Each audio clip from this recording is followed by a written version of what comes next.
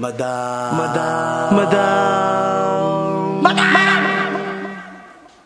Ivan. Hi guys! Welcome back to our channel. So for today's video, kagaya ng nababasa nyo sa title, tayo ay magluluto ng kare-kare dahil ito ay request ni Ate Kay. Nag-message sa Instagram nito, nag-request na magluto ng kare-kare. So actually, bumili kami ng 1 kilong baboy, pero konti lang iluluto namin. Gawa lang, dalawa lang naman kami, wala ang mga bayot dito ngayon. Pinapakuluan na nito yung baboy. Anong mga nilagay mo ka? Daon ng laurel, luyas, minta, asin. Bakit nga ba pinapakuluan mo muna yung baboy para lumambot? Ganyan naman yan, para lumambot, tsaka para may crispy yung balat namin. Ay, dito pa pala, hindi ko alam yun guys. Kaya first time ko po, hindi ako marunong magluto ng kare-kare at hindi ko rin First time ko rin yan magluto, madam. First time namin magluluto.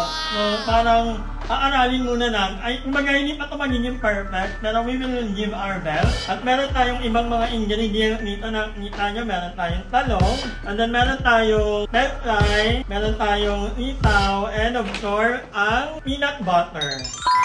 So, ayan, naghihiwa ng ikon ng sibuyas. Sibuyas, bawang. Ay, bawang pala, bawang. Ako na maghahawak dahil ito lang naman ang role ko. Thank you so much kay Ate Kate. Actually, nag-request talaga na ito ang lutuin. Kaya naman, sabi niyo, lulutuin talaga namin. Kahit na medyo na ibang ilaw talaga sa part na to pag ganitong oras. Anyway. Tapos, madam, ikaw na mag-aangon yan. Lagay mo dito. Para may ano ka naman. Ano? Isilbi. So, thank you kay Ate Kate. At iba-isib ang aming isang kainan. Sa mga gusto kong mag-request na lulutuin namin yung all, sige, pwede po yan. Magpadala lang po kayo ng pang-ano. So, ilang hiwa lang po. 1, 2, 3. So, we have 5. Tapos, kukunin ko na yung lutuan na pagkipretuhan. Mamaya pa, iukuldan mo na yan, tsaka baka... Papalamigin daw muna at papatuyuin. So, konti lang yung konti yung lulutuin namin kasi kami lang naman dalawa. Wala ang mga bayot. Nasa sila ngayon? Nasa Azure yata. Azure, oo. So, meron silang thinking yun. Sana all!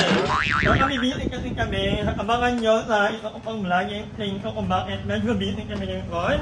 So, hiwa-hiwa lang muna. Thank you kay Ate Kate ulit. So, yung kare-kare actually, hindi ko hindi naman hindi ko bet. Pero hindi lang yung niluluto namin. Kahit namin sa probinsya. Natin, no? Wala masyado amin sa Leyte. Kahit sa bahay namin, usually na niluluto kami bulalo. Pero kare-kare, parang hindi usual na kinakain ng mga waray. One of the days, gusto ko magkaroon ng burner talaga. Madaling magluto sa burner. At the same time, marami kang magagawa. So, maghuhugas muna ako ng mga gulay-gulay yung mga habang ito ay nagpapainit na ng dugo. Naiinit na talaga yung dugo ko. Pinalalim mo pa And I am back. By the way guys, nakapag-update na pala ako ng iOS 18. Ang ganda ng iOS 18. Bilang ako ay naboboard sa dating update ako kaninang madaling araw. At ang ganda niya, lalo na pagdating sa mga photo. Kasi yung photo mo, pwede mo nang ilap. Aside from that, nandun pa rin yung hidden photo. Maganda ko ang ilang itemize per month.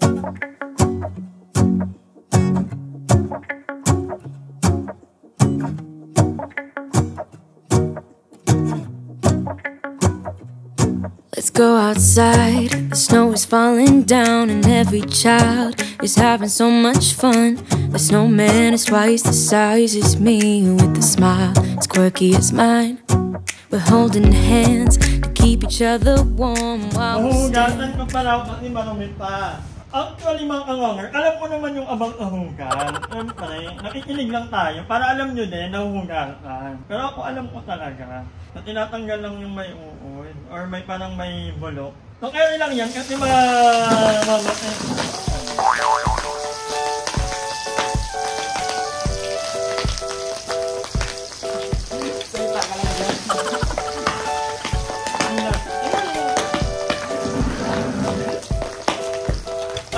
sila, palaban!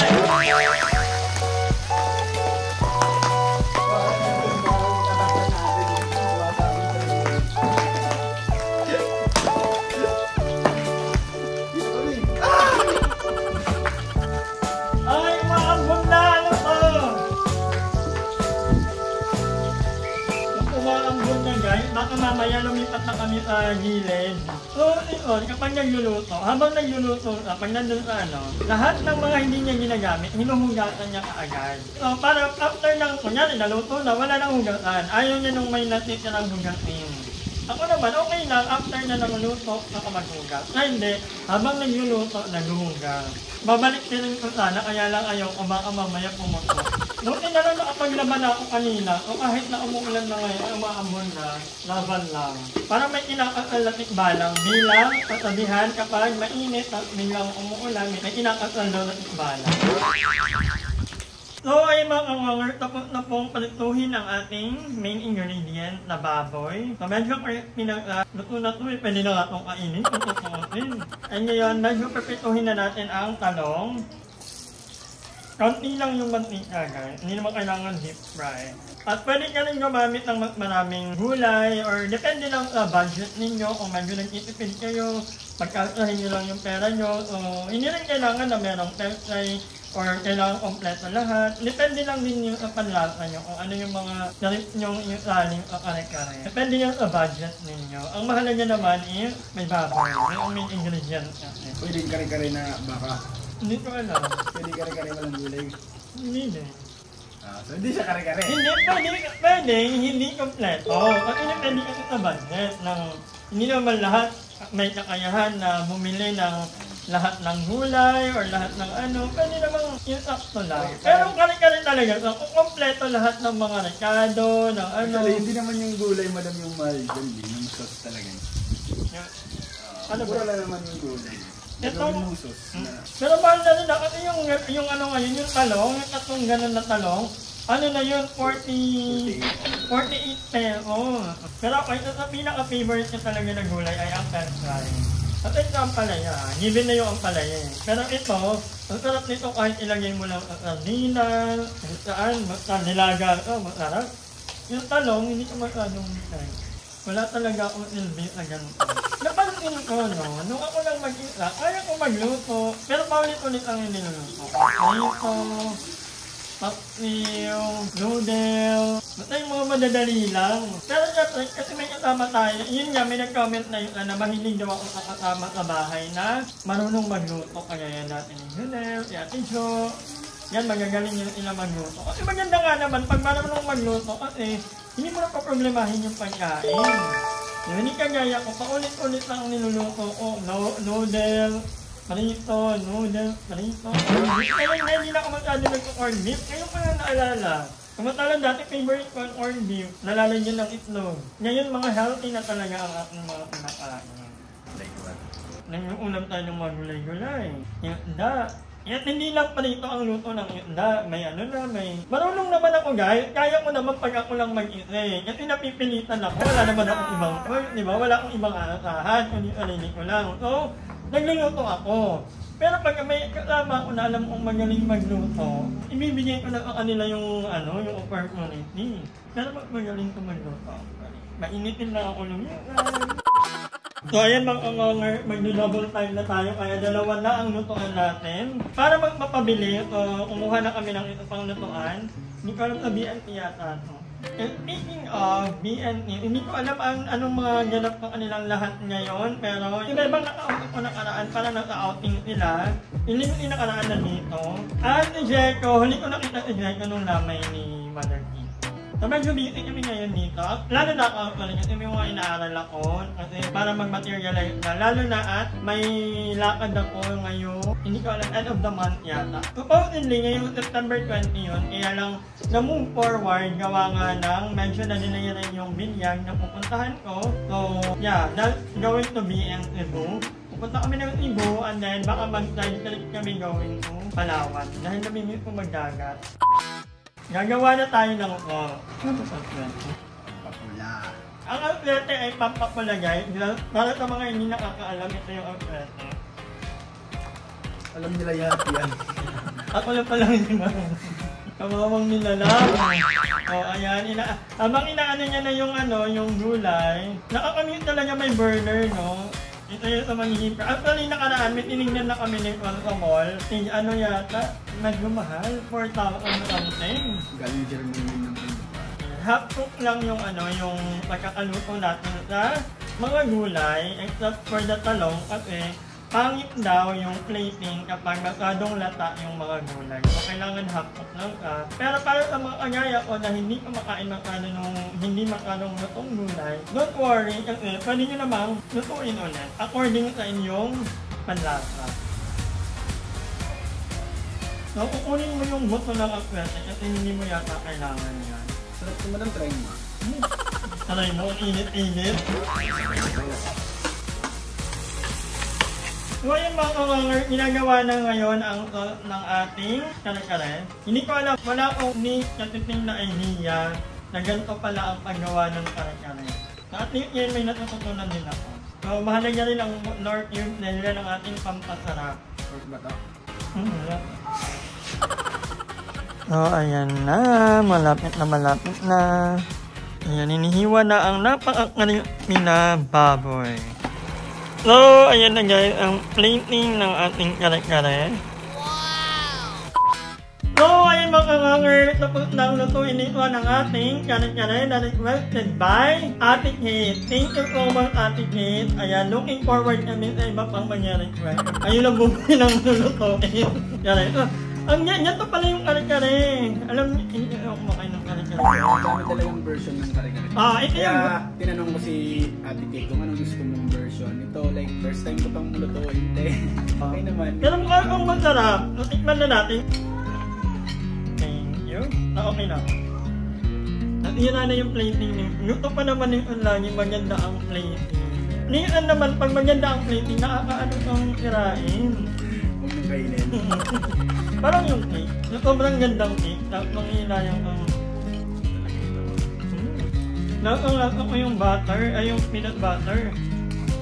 Actually, meron naman yata ngayon yung mamasika, yung kare-kare mix. Pag-isip na lang Ay, yung ano na lang. Pero like, parang walang thrill dun eh. Hindi ka na maghahalo-halo ng atlete. Kahit tayo guys, pero ganun pala yung ignorante kasi ako. Bakit talaga sa kare-kare yung hapok na? Yan, ako na yan. Ayun na yung itaw. Meron pa isa. Meron pa doon. Pinag-aawayan na, hindi yung pinag-aagawan namin ng lagi yung talkay. So, talkay, fairness. Lalo na yung yung baboy kasi meat. Paano, 2 araw yung sarap eh.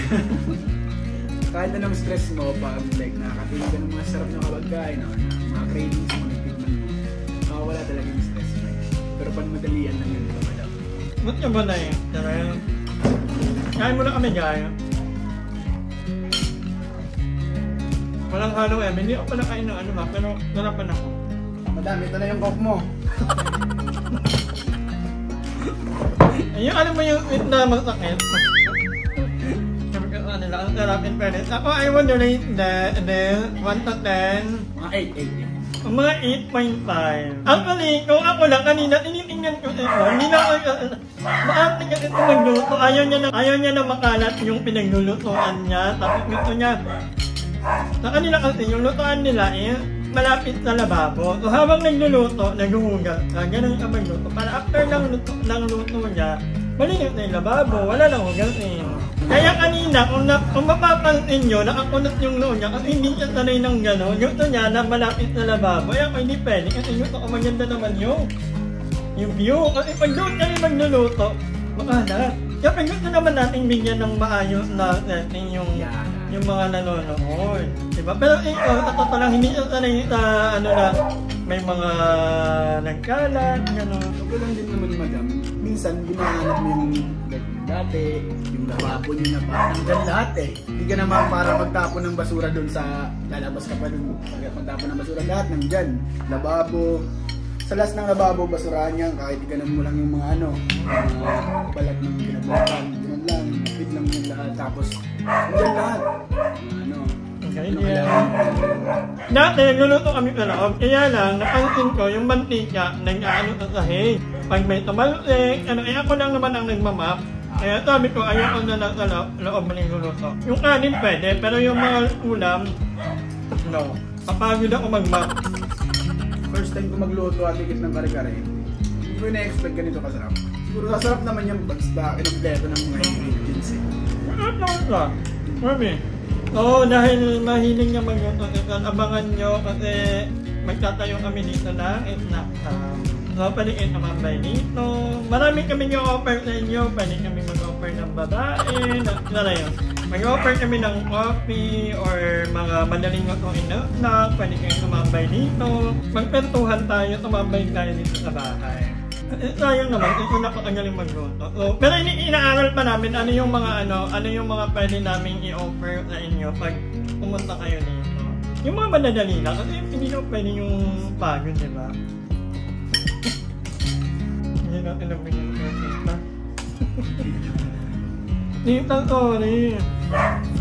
Binaboy na natin. Next time na tita. But anyway, guys, hanggang dito na lang muna ang video na ito. Maraming salamat sa panonood. Thank you kay On. Thank you kay Ate Kate sa pag-request. Maraming salamat po. And ayun, sana na-enjoy niyo ang video na ito. Magkita-kita tayo sa susunod kong vlog. Hi! Maraming salamat sa panonood ng video na ito. At kung natuwa ka, please don't forget to like and share this video. Mag-subscribe na rin kayo para bongga na. Yun lang.